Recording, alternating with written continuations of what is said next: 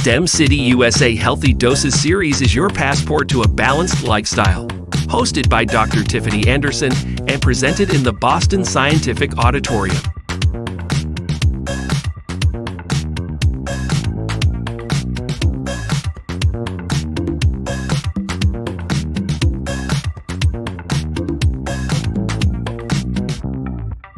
And now, Dr. Tiffany Anderson. Hey, good morning, beautiful people. Happy Saturday. My name is Rayondon Kennedy, and this is Healthy Doses.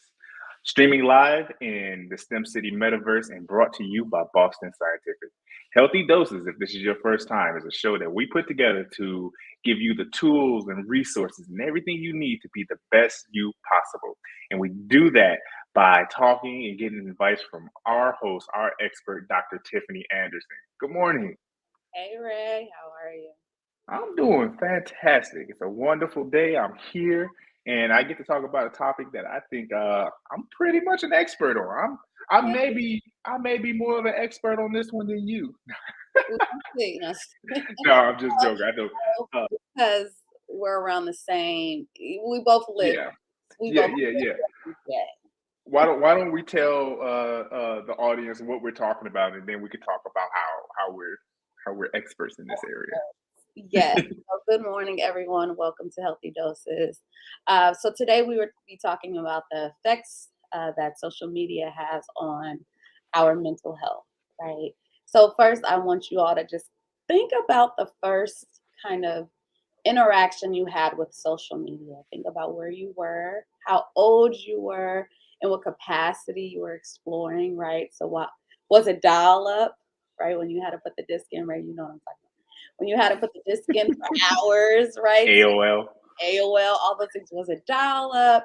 Was it over your phone, right? That would be more recent, depending on your age.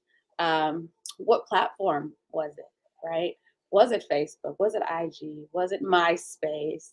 Was it Black Planet? Like, think about your first interaction with social media and just consider that experience and how it made you feel, right? So personally, when I think about it, I was introduced to social media in high school, right? Consider that high school, around ninth grade.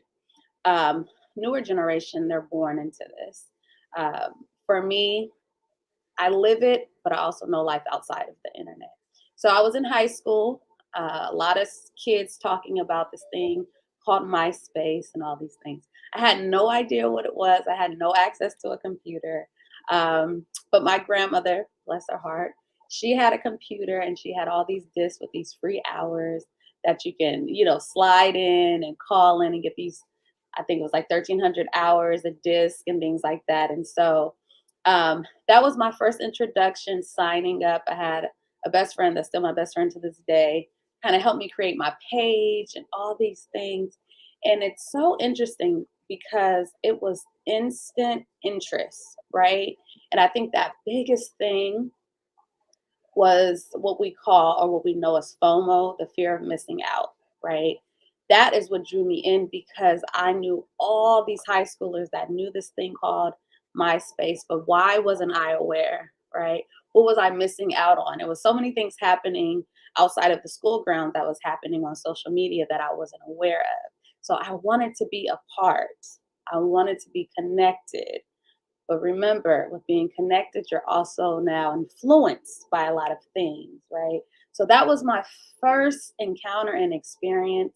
And I can only imagine, right, at the age of 14 compared to 3, right, what it feels like in that instant kind of gratification. So just think about your first experience. Consider what that was and how it kind of drew you in that moment, right? So when we return, we'll talk more about this after our commercial break from our sponsors, Boston Scientific.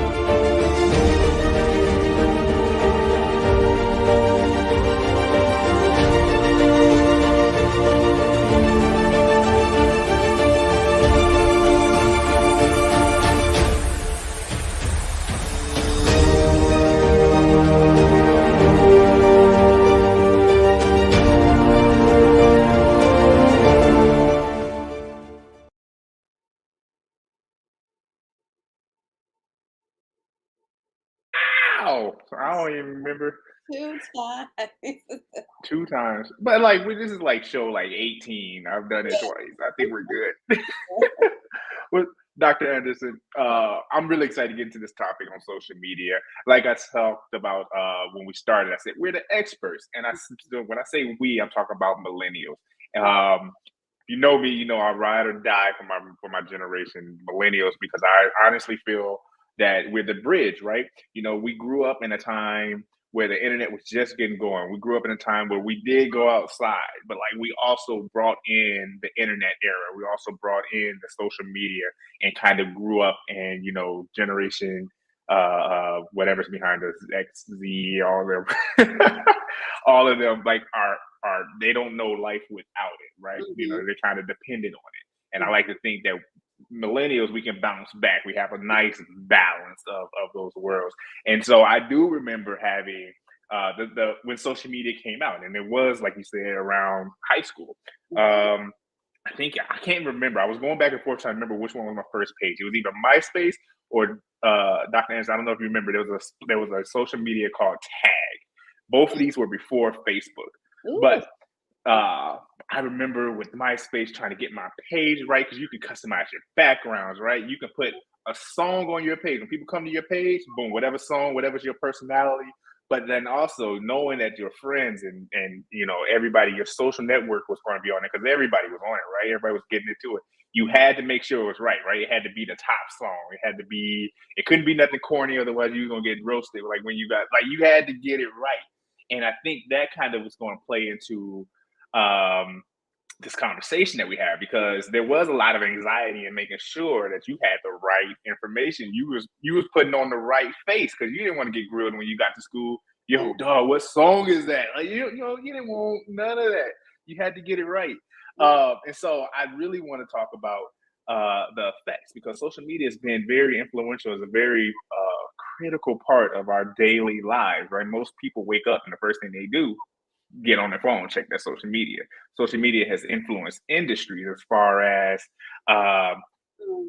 when I'm thinking about the beginning stages. Do you remember having, you know, those little grainy pictures, right? Your profile pictures, because you didn't have a good camera, right? And so you uploading these little tiny thumbnails that the thing is blowing up. And so from that, you know, the importance of social media, phones started putting them cameras on it, and the cameras keep getting better. Now that's a major selling point. That is influenced, I would say, solely by social media. And so the influence that it's had on society as a whole, not just the individual, is very, very large. And it's a large part of our lives. So, Dr. Anderson, let's talk about social media. Yes, you made some really great points, and something I thought about when you were speaking was when they MySpace rolled out the feature of including your top 5. Remember that?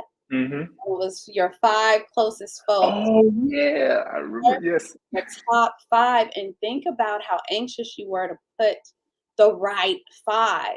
And if there was ever a breakdown in the relationship, you would remove one and add one and things like that. It's so, you know, you just think about the influence of social media. And it wasn't how you showed up in person at school. It was what was on your social media that really kind of informed others of how you felt, because we weren't always vocalizing our feelings, right? But to remove a person and place a new person, that is how we said how oh we. my God, so much controversy, Dr. Anderson. Yes, yes.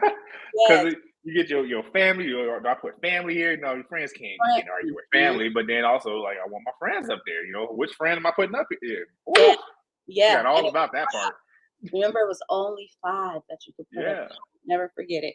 And there was a lot of arguments and disagreements because of it. So you allowed me to go back in time and reminisce of that, you know, of those times, and um, the ways that it shows up now. It's not your top 5, but who you're following, who, all of that stuff. We'll get into it. But the role, Ray and I are given just plenty of examples of how we were introduced to it, right? And how easily we grasped the concept and like fell into the social media world. So let's talk about social media. Let's just talk about first who we are as humans and why social media draws us in so easily, right?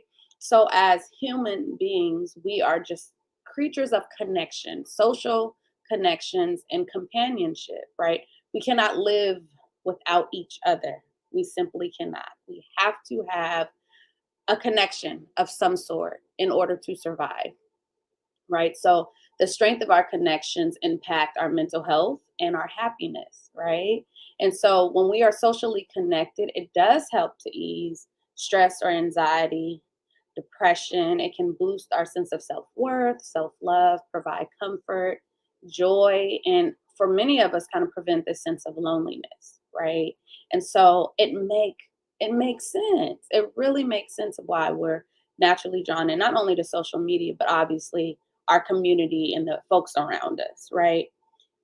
But the thing with social media on the flip side, right, when we're lacking like strong social support, it then draws these risks to your mental health and emotional health, right? So if we're relying solely on social media and these various platforms where we have Snapchat, YouTube, IG, that's Instagram, Facebook, all these platforms, when we rely on them for um, social connections, we must understand that it is not a replacement, right, for the real human connection. It cannot be, right?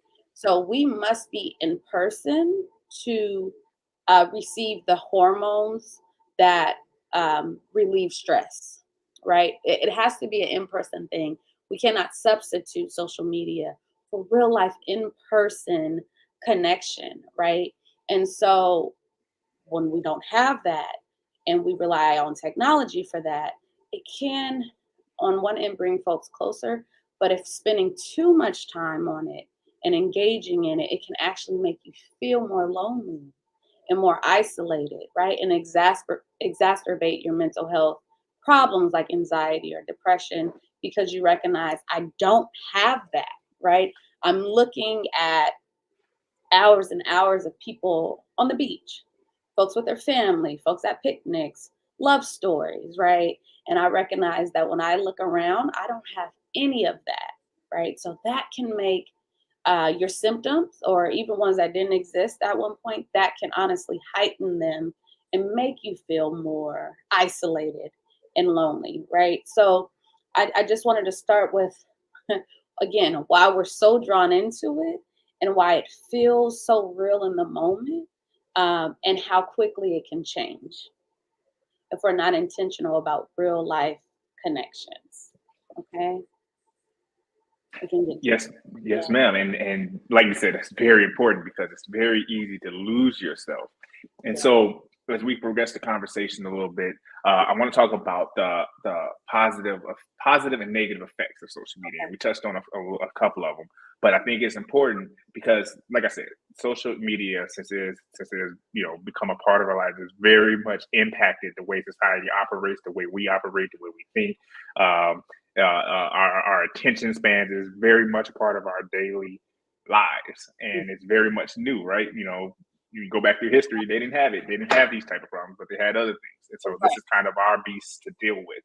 And so there's a mm, lot of positives to social media, and I want to start there okay, before because I don't want to just belabor the negative effects and scare everybody because there are definitely major positive effects. And so, Dr. Anderson, let's talk about kind of the benefits and the advantages of social media, and then let's pivot to the mm, harm so we know what to look out for. beautiful, no problem. So first, let's start with some positives, and there's quite a few. So although virtual interaction cannot replace the same psychological benefits as face to face, there are some positive ways in which it can help keep us connected and support our well-being. A big one is we're able to communicate and stay up to date with all our friends and families around the world, right? Back in the day, it was different, right? We were utilizing phones, but if it was long distance or we had issues connecting, right, that communication was very limited. With social media, we are now able to connect with anyone across the globe, right? With very few limits, we can Facebook call them, auto call them, we can text them, we can write them, right? Like we are in constant communication. And that, I mean, people have found family members via Facebook. I mean, there's there's a lot in regards to the average. There's so many people on these social media platforms. You type in their name, you can find them. Folks have solved missing persons and stuff. Like it's so many things that have happened because we now have social media, right? And we can now keep in contact and stay connected to these individuals. Uh, Next, we're able to find our tribes, right? Um, for folks that oftentimes didn't feel as if they had their people, right? Or if they felt as if they were different or too unique for society as a whole, right? And social media introduces you to different communities, and you begin to recognize that I am not by myself, and who I am um, is good enough and worthy enough, and that there are folks that also share in similar interests than I do, right? So we're able to find um, new like friends, new communities, new opportunities, certain organizations that align with your interests, right? And so social media has also been a great way of just like finding your people and finding your tribe. So, another good one, another clap for social media.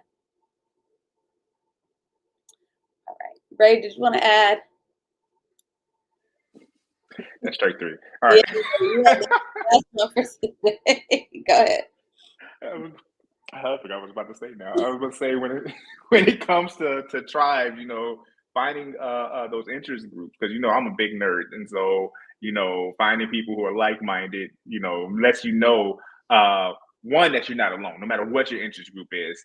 Yeah. It's always good to be like, I feel seen. I like superheroes, and there's a whole Black community that love superheroes. They're called blurs, and I think that was really cool. And like that was something I found on social media. And like there's a bunch of other examples, whether we're talking about sports or whether we're talking about whatever it is. Yeah. There's a lot of groups, and that's positive to know that you're not alone. Mhm. Even yeah, I'll leave it at that. No, I love that you added that in because a lot of the folks I work with sometimes um, are still struggling to find their blurbs, right? Their people, their communities. And so social media has been a way for some of them to connect with folks that have, similar lifestyles or similar mindsets or similar interests, right? And so in ways that we couldn't find, right? We didn't have access before social media.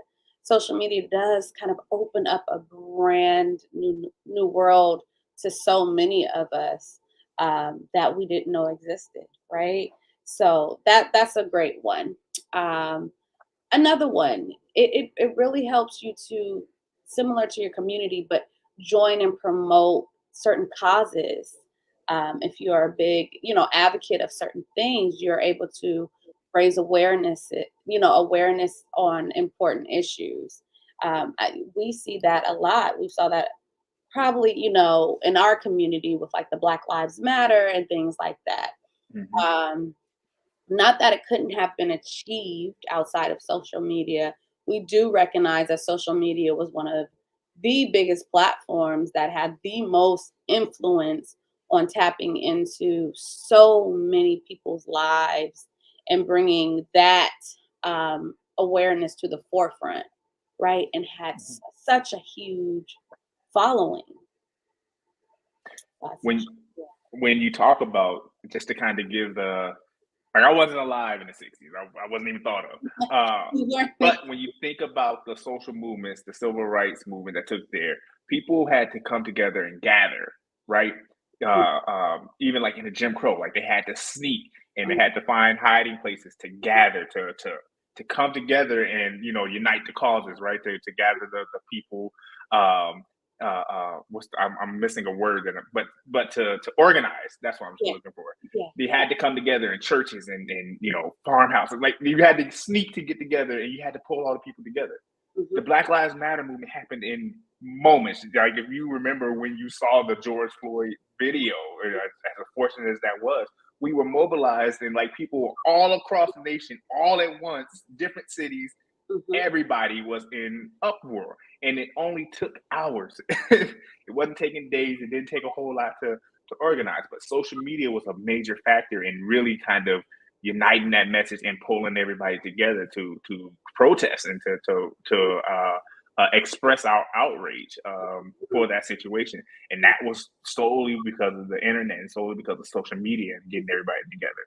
So I think that was a good example in how you can see the change in times and how, back in the 60s and versus now, how you can really just get that message out a lot faster. A lot faster. I do commend the generations before us that didn't have social media, that had just as big as an outpour, right, or an organizational pull. That the numbers, a Million Man March, literally, right? So I think about the times that, again, I did not exist, but that my parents and ancestors lived through, and that they did that without social media, right? So I know, on the other hand, it also can be done. And on this hand, this is, like you said, this is just our lives. This is our beast. And it serves the same purpose in many ways, right? But I just compare the two of like, damn, they did that without social media. Yeah. And then look at us, and we're doing this with, but our numbers can grow, or, there's other incentives that they did not have. And so those two examples are amazing and a part of the positive, um, influences that social media has definitely had. And not to belabor the point, but can you imagine if Martin Luther King or if Malcolm X or if the Black Panther Party, like, can you imagine if they had So social media? I mean, they already had nationwide influence based off of what they did. just what Can they you did. imagine if they had social media? That is a very, very interesting thing to ponder. To literally ponder, and what our lives would be like. Yes. Being born into a world already with social media and already with their influence. Man, I tell you, yes, I am with you. that is awesome. Something else with social media, it provides vital social connections if you live in like certain remote areas, like if you have like limited independence, or think about folks that deal with like anxiety or social anxiety, or come from, like marginalized groups and things like that, right? So there's ways that these individuals that may have limited access and resources may benefit, right, from social media, because everything no longer is like word of mouth, right? There's certain groups that I'm aware of as a Black woman because of social media, or that a good friend of mine has found and shared, right? I recently applied for a business grant because a good friend of mine applied, and she was like, "Oh, Tiff, you should apply." I didn't even, you see what I mean? I didn't even know about certain opportunities. And because she was privy to it, saw it on social media, right, and just happened to apply, then she informed me. These are the type of resources that folks from marginalized groups or secluded groups may not be aware of, right? That social media highlights and gives us access to, that we otherwise would not have access to, because so often many resources were kind of kept close to honestly kept close in the dominant culture, right? Where they had certain access and certain resources that we were not privy to. And so social media gives us now this awareness, right? And this ability to take advantage of certain resources, right? And so that's just an example. And that's how social media continues to kind of help those that have limited voices in society. Next one, it allows us to find an outlet for our creativity and self exploration and self expression, right? Again, seeing, not only seeing others, but learning that you can be your true authentic self. Learning that who you are is not weird or abnormal, and that there are others out there with similar interests or similar styles, right? Or similar self expression, or that you're able to see yourself. And that's why representation is so important. All right.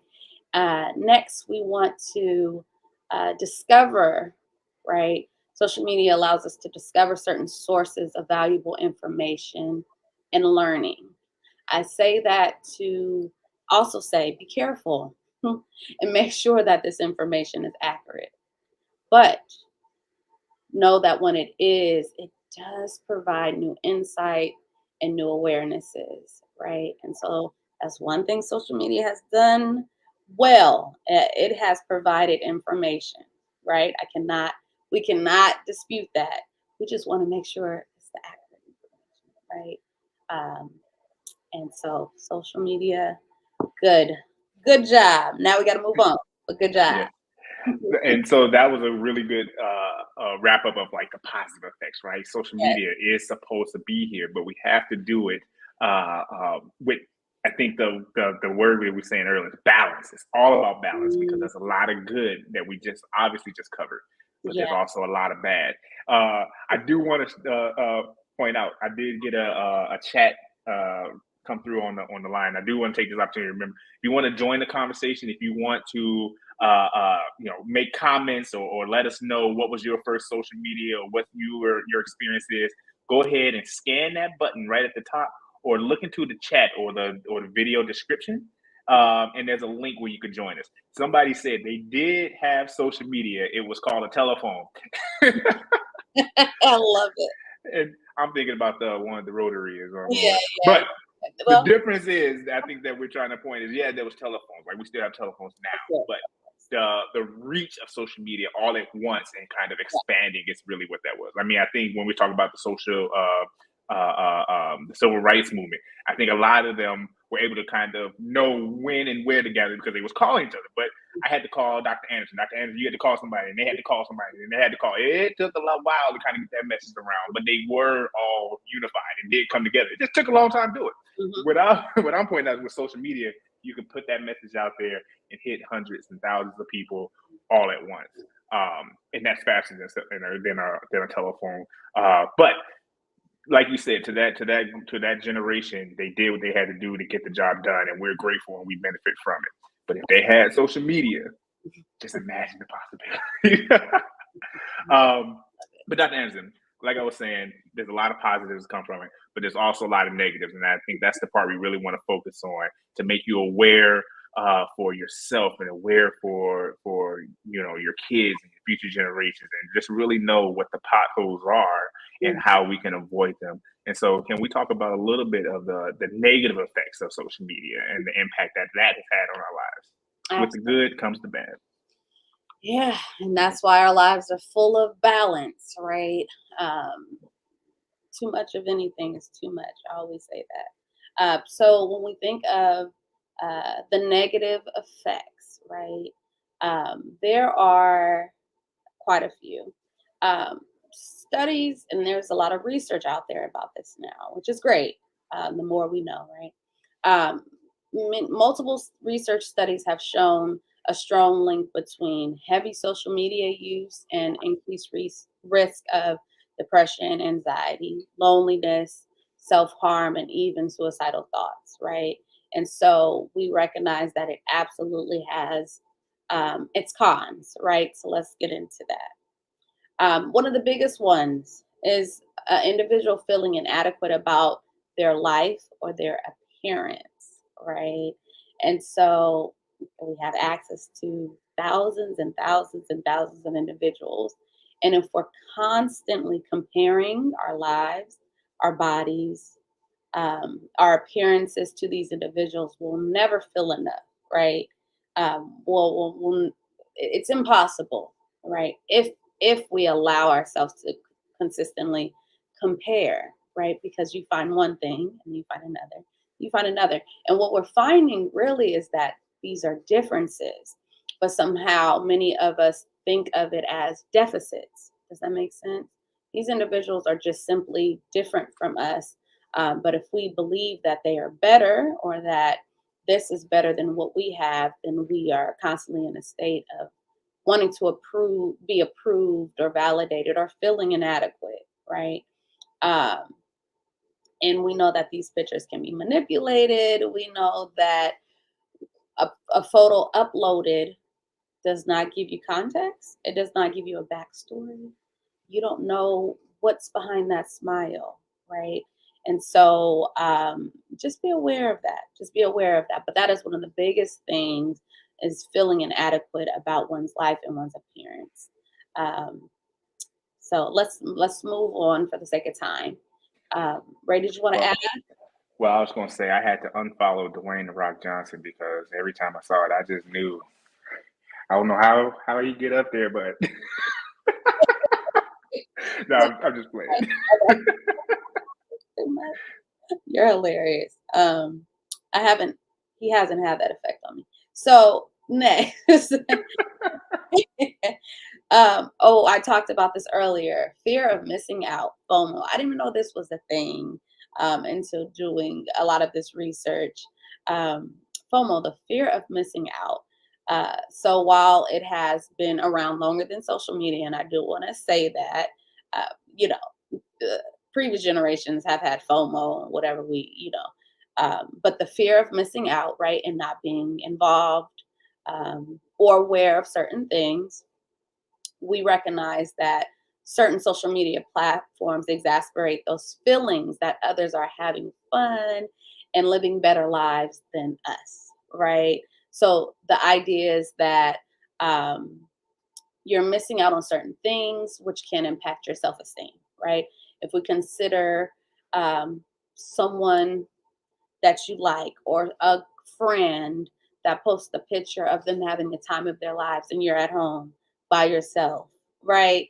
That feeling that of maybe betrayal or deceit or low self-esteem or inadequacy can easily come up. And so FOMO is one of those things where it can compel you to pick up the phone every few minutes to check certain updates or compulsively respond to each and every alert, um, uh, even like taking risks or texting while driving or prioritizing social media interactions over real world relationships. And look, am I speaking to anyone? Yes, this is FOMO, and this is how it shows up in our lives if we are not careful. If we're not careful. So, one of those things, just really quick, that I just try to keep in my own head is that um, I am having my own experience and I am enjoying the present moment. And so I am not missing out on anything of importance because what I am doing is important. Okay. So that's been a great way for me to not covet over something someone else is doing and just to be careful about that. Right. The next thing, and we talked about this briefly, is isolation. Right. Um, so again, a lot of research studies, one in particular from University of Pennsylvania, found that high usage of Facebook, Snapchat, or Instagram increases, um, rather decreases feelings of um, loneliness, right? But on the other side, the study found that reducing social media usage can actually make you feel less lonely and isolated and improve your overall well being, right? And so um, we want to recognize that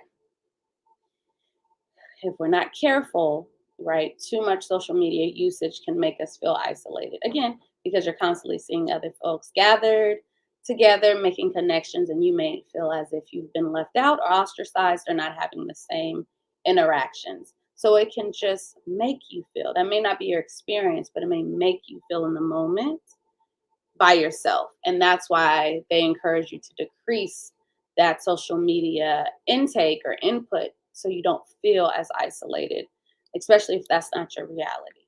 Okay, let's move on. Depression and anxiety, another negative aspect of social media. Again, I said this earlier, humans need the actual face to face contact to mentally be healthy, right? Um, Nothing reduces stress and angst faster than being with your people, giving a hug. The hormone oxytocin is released when we hug each other, when we connect with each other, right? That is a natural bonding hormone that can only happen if you are in front of each other, right? And together. So think about that, consider that, and know that social media cannot replace that face to face interaction. Okay. Dr. Anderson, also just kind of to piggyback on a couple of things you said earlier, depression it's not just the face to face, but it's also going to the not living up to the body images, or you're seeing all these constant. It's like I don't look like that. Like that's depression, or you Yeah. do see like your friends out, or somebody had a party and you didn't get the invite, and now like you're feeling lonely, and like that's part of the depression, or just seeing everybody posting the most positive parts. So they're like, well, I just bought a house, or I just had a kid, and I just did this, and I just got promotion. And people only put happy things. Nobody go, oh, I'm crying. Or if they do, it's like they're seeking attention, right? Or they're putting that bait out there just to get some type of response. And so a lot of that kind of plays into the social media's impact on depression, or I guess the influence it's had on the increase in depression, if you will. That's a great point. Yep, absolutely. And we're not as vulnerable on social media, right? We're not as honest, Mhm. and that's anyone's discretion. I don't have a judgment about that one way or the Mhm, other, mhm. but I do recognize that a lot of times are those positive moments. And so again, we were talking about balance, right? Social media is not a balanced platform. It is not. What we experience in life oftentimes feels like a balance. We got some good, we got some bad, sometimes more lows than good, sometimes more highs than right. That's the balance. Social media is not a balanced platform. So you're generally seeing more positive than negative, depending on what you're looking at. But too much of anything is too much, right? And Mhm. so we are seeking balance at all times. Real quick, Ray, Mhm. cyberbullying, that is something that is huge on social media, especially with the generations below us, right, that are born into this. So, about 10% of teens report being bullied on social media, and many other users are subjected to offensive comments, racist comments. I mean, you don't know who's behind a computer screen, and it gets heated. It gets nasty, and it gets dangerous. So cyberbullying is a big thing. Lastly, I'm going to say this: self absorption. Ooh, before you go to self absorption, let me say something, because you said 10% on the cyberbullying, and I guarantee you that number is way higher. I guarantee you, I feel like that's just people who maybe reported, or maybe people who are actually seeking help or That's just therapy, in or that research. yeah, When you yeah, combine yeah, everyone collectively, yeah. that number is a lot higher. Yeah, and also, I mean, and that was just teens, but like, think about cyberbullying, the cancel culture, right? That's bullying, and not that I'm, sympathetic to all these celebrities who have buku amounts of money, they'd be fine. But that whole culture, that's bullying. Yes. And I know you said kind of the younger generation, but even going back to my story about MySpace and finding the right song, or making sure my page was tight so I didn't get roasted when I got back to school the next day. Roasted, talked about, taunted, if you will. That's a form of cyberbullying, because if I didn't, It's an that's extension of it's an extension. cyberbullying. It's Yes. a great point because it's not necessarily happening for us. It wasn't really Hmm. happening on the internet, right? It was happening Yeah, in person. in But person, but because it of started. it, yep, it was an extension of cyberbullying. That's actually great. Yep, and also it didn't have a name at the time, but that's exactly what it was. Yep, that's exactly what it was. And then lastly, that self-absorption. Think about when selfies became a thing. Selfies were not a thing, right? Like 10, 15 years, right? When we took a picture, there was someone in the photo, right? Or Right, someone right. doing it. Selfies became a thing recently within like the last decade. And I remember when it started becoming a thing because there was a lot of concern and there was a lot of uproar about folks taking pictures of themselves. It was not the norm. And when social media came into play, it became about us, right? This is my page. And I want you to see me on the beach. I want you to see me at my events. I want you to see me at my birthday party. I want you to see, right? So I'm taking a picture of myself. And it became a thing. And it just, social media. Once something becomes a thing, it can become a norm in an hour, in a day. People try new things to see if it's Sorry, every day. sorry, Tiff. I missed that. I was taking a selfie. Oh, So see, I was trying to get you. I was trying to get you in the background. it's part of the No, plan. no. But in all seriousness, Yes, yes, yes, it self-absorption is a thing, and it can create an unhealthy self-centeredness, and it can distance a person from real life connections. yes, ma'am. Yeah. All right. This has been such a great conversation, Dr. Anderson, but I want to take a quick break and I want to come back.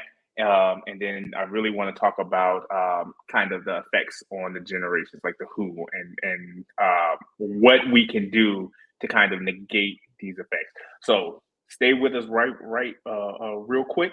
We're going to take a break here from Boston Scientific. We know how to treat the colds and the coughs. We know how to treat the bumps and the bruises, the cuts and fractures.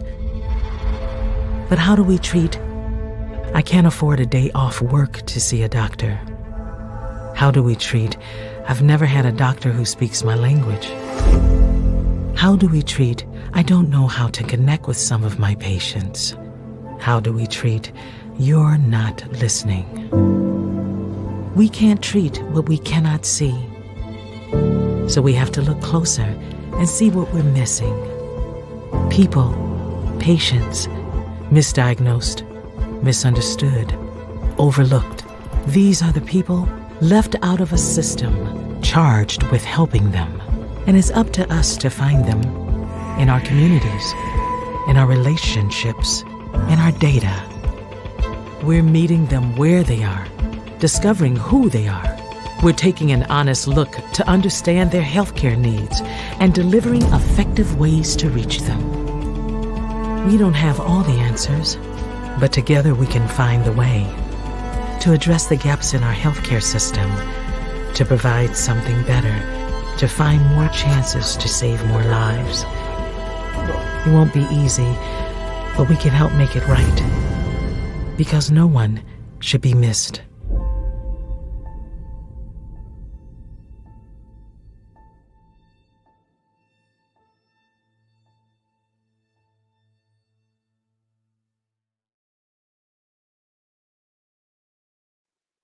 Hey, welcome back, everybody. Thank you for taking time out of your Saturday to join us and be here with us as we talk about the effects of social media on our daily lives. We're going to go into the second half of this show and really talk about the who's affected and how it's affected them and what we can do to really negate these effects and what we can do to kind of shield ourselves from all those negative effects that we talked about. Because like we said, it is a positive thing and we just have to make sure we balance it and make sure we take the right steps. But before we get into that conversation, I do want to remind you, if you want to join in the conversation, tell us your first social media experience. Tell us, some of the negatives and positive effects that you have. There's a couple of ways. In the chat, there's a link that I put inside the description of the show. There's a link. Click that link and you can talk to us anonymously, or you could drop a line in the chat wherever you're watching, Facebook, YouTube, LinkedIn, wherever. Drop that in there. You can also, if you're watching in the STEM City metaverse, there's a little chat button right there on the left-hand side. Click that chat and you can watch and communicate with the other audience members who are there with you. And so we'd love to hear from you. Take your phone, scan that little QR code right above Dr. Anderson. We want to hear from you. We want you to participate. So let us know what you think. And we're going to get back to this conversation.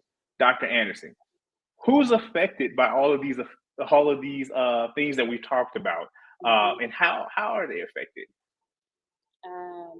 Everyone, or so as a society, um, we are affected. It's this kind of growing phenomenon called digital loneliness epidemic, right? And it's the focus on the rise of depression and loneliness as it relates to social media use. So, I don't know if you've heard of like the infinite scroll. Think about how uh, these social media platforms are designed, right?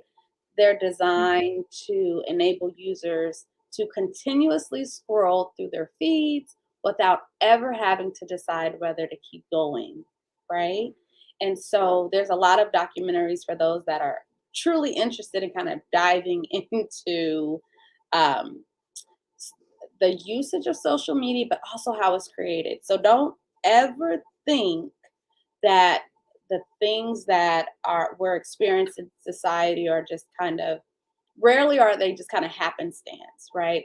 A lot of the bulk of the things we've experienced as a society are intentional and created to keep our interest.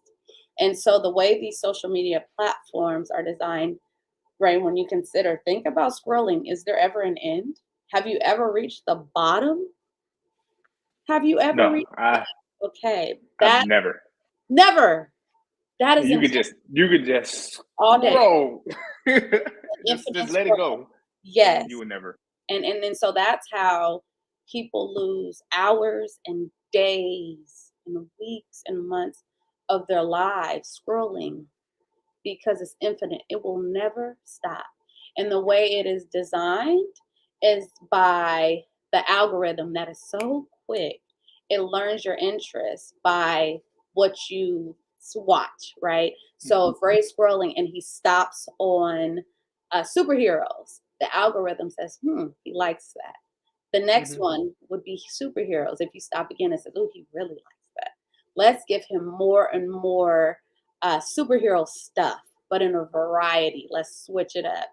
That keeps you scrolling. Does that make sense? Because this is your interest. Yeah. So pay attention to that. I'm not saying you don't, but for those that are watching, pay attention to how easily your attention, how they grasp your attention, and how you're like, oh, I was talking about that, and now I see it all the time. Oh, I was looking for this, and now I see this item every day, but in a different color, this purse in a different color, in a different, right? The algorithm knows simply by what you watch, right? So if you watch something for 3 seconds and something for one, it'll pick up the 3-second thing that you watched and then provide more information. It is very good at what it does. And I say all that to say, when you say all of society and the folks that are not only on social media, but it doesn't even matter if you're not. You're also influenced by those around you that are. Does that make sense? Doctor. All Yeah. influenced by it. And when you say all, it is not, she literally means all. Your kids. My grandmother in her 80s is probably more active on social media than I am. That is not a lie. That is not an over exaggeration. I She's know. watching right now. Hey, grandma.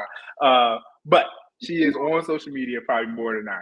And so when you really say it affects all people, all generations, like she loves jazz. I guarantee if I went on her page, every time you scroll, you'll see some jazz stuff. Or you'll see something from me. It knows who you are. It's the infinite algorithm. And so you can't really avoid it. But that's how you get there. And so I guess one thing to kind of avoid is just recognize what it is so you know to pull yourself out. Give yourself time limits. I know I'm kind of going to some of your tips now. I'm gonna let you get to it. Dr. Anderson, let's talk about some ways that we can kind of protect ourselves from these negative effects. Because like we've been saying, social media is not a bad thing, but it can be if you let it. If you let it, and that's anything. That's anything. We're not just beating up social media. That is anything, right? If you're not aware of how it's influencing your life, right? Anything can kind of take over.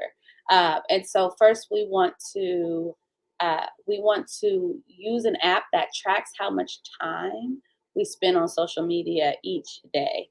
So my phone has a certain time for like YouTube, IG. I'm not really on Facebook often, right? And when I hit my limit, it'll stop. Now, it does give you an option to continue for the day. If I continue for the day, that's my problem and I need to work on it. But I do have limits for each app that I am on that keeps me accountable. So track, your phone does this.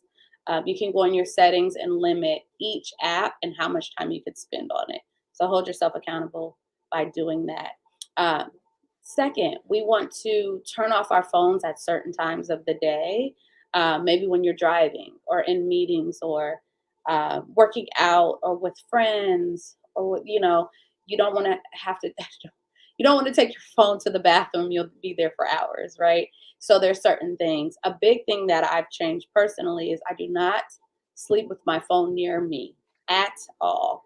My phone is always in the restroom and I am in my room sleeping. So that one-on-one time that I have with my family or my husband, I do not interrupt that with my phone. And, life will go on with it or without it. And, we'll be okay. And so think about leaving your phone in other areas and other places that you have no access to. Okay. Next, don't bring your phone or tablet. Exactly what I said to bed. Don't do that. Charge it somewhere else.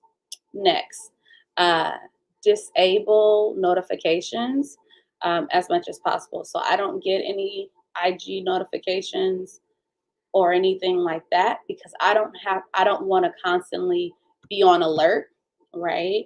And be reminded that something's happening, right? So if I may post something, I can literally post, be gone for hours with clients, family, and then I'll get on and who knows what's on it by that time, but who cares? I'm okay. Life has gone on. So I strongly, strongly suggest disabling notifications because that will keep you distracted. And there's important things that need to be done that deserve your full attention. All right. I talked about limiting checks, right? So if you're like the person that's always on their phone every few minutes, wean yourself off by limiting how often you check your phone, right? So if you limit for 15 minutes and you do that well, cool.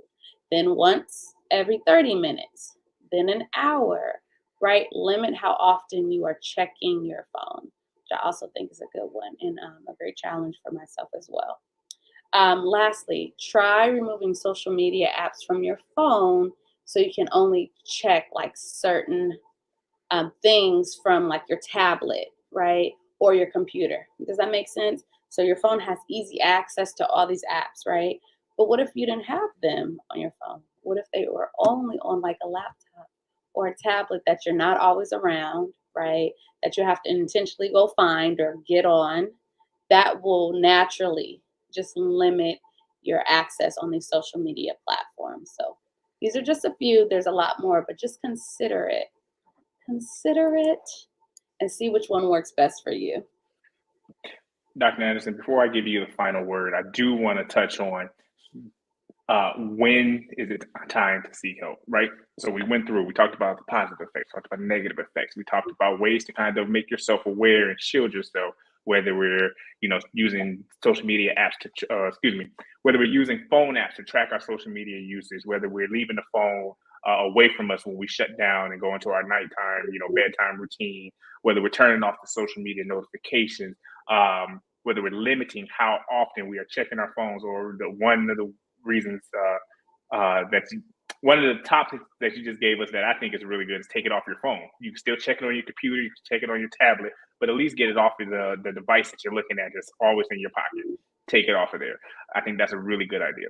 What happens if we do all of that and we still find ourselves depressed, or we still find ourselves kind of affected by social media? What do we do? When is it time to go seek professional help? Mm-hmm. Well, you just answered it. When you still when you feel yourself depressed and anxious and lonely and disconnected, right? Those are some of the telltale signs that say, okay, maybe this has turned into more of an addiction, or maybe I have isolated myself in extremely unhealthy ways, and I am looking for more tools of um, not only kind of bringing myself out of that isolation, but what that looks like reconnecting back with family and friends, which I talk about with a lot of folks. That doesn't necessarily have to do with social media, though, right? But all the tools are still about what it looks like to reconnect, because people isolate outside of social media, right? People become depressed outside of social media. And so a lot of that is helping them to reestablish those relationships once they come out, right? Um, Being vulnerable enough to share their experience and let certain people in so they can check on them and be consistent with checking on them. And so when it comes to social media, yeah, if it's gotten to that place where you've completely, and not completely, but when you feel as if you have stopped or limited those face to face interactions, or that you're struggling with making, with genuinely connecting with individuals because of your social media usage, then I think that's a great time to speak with a professional um, about, how we can kind of learn different tools of connecting, and then honestly learn the root, right, of how we've gotten to this place, because social media can also mask our depression and anxiety. So social media may not cause it. It may be exasperating those symptoms, and we really need to kind of dive into that and talk about where it all started, right, and how we can start to kind of mediate some of those things. Dr. Anderson, I know you got the last word. And so before I give you that time, I want to thank everybody for being here. One thing that you said in that last bit that I don't think we said enough throughout this conversation is the word addiction. Social media can definitely be an addiction and an influence. And so you kind of have to treat it as such. We talked about a lot of positives. Social media has helped us advance a lot further in our time than we probably could have without it. There's been a lot of innovation. There's been a lot of organizations that have benefited from it. Individuals who have benefited from it. There's a lot of positives come from it, but we have to treat it like it is, like what it is, which is an addiction. And addictions can hurt us, and they can influence and impact our lives. So if you think about it, just be conscious and be aware of the effects that it's having on you. It can be a wonderful tool. So just keep that in mind as you go forward. I hope we've helped somebody. I hope we were speaking to you. And I hope you gain something from this, and you can go forward and really have a healthier, better, fuller life. Dr. Anderson, I'm going to give you last word. All right. I really enjoyed this conversation, and I know it is one that, again, so many of us are experiencing, whether it be the positive effects and negative effects, intermingled with both, right? We are definitely in this together as a society, and we recognize that social media does impact all of us. And so just quickly, I just want us to be honest with ourselves and to check in to see if we have some of these symptoms, or even if it has turned into an unhealthy place of addiction, right? We recognize that social media cannot replace face-to-face interactions. So my challenge for us all is that if you feel like social media has really become a big, significant thing in your life, my challenge for you is to not only minimize that social media, but spend more time with your community, spend more time with the people that you love. And that is an easy replacement, because you recognize in those moments with your family and your friends that, this feels so much better than scrolling for 5 hours, right? So that is my challenge for you this week and moving forward, to just make more time with those that you love, right? And so for next week, we will be covering guilt and shame. So please join us on Saturday at 11 a.m. We appreciate you and can't wait for you to return. Take care. For more than 40 years, Boston Scientific has relied on our spirit of relentless innovation to advance science for life. We have the privilege and responsibility to deliver higher quality, less invasive, and more accessible device solutions and the need has never been greater.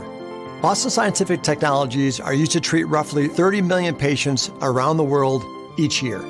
Across our business, our products are supported by vast clinical data, including bench testing, randomized controlled trials, and ongoing real-world evidence to ensure the highest quality products make it into the hands of our customers. And we're always looking for ways to provide even more effective therapies and solutions. We invest over $1 billion annually in research and development to sustain a robust pipeline of meaningful innovations. We continuously strengthen our manufacturing and operations capabilities with artificial intelligence and advanced microelectronics to create devices that are smaller and smarter.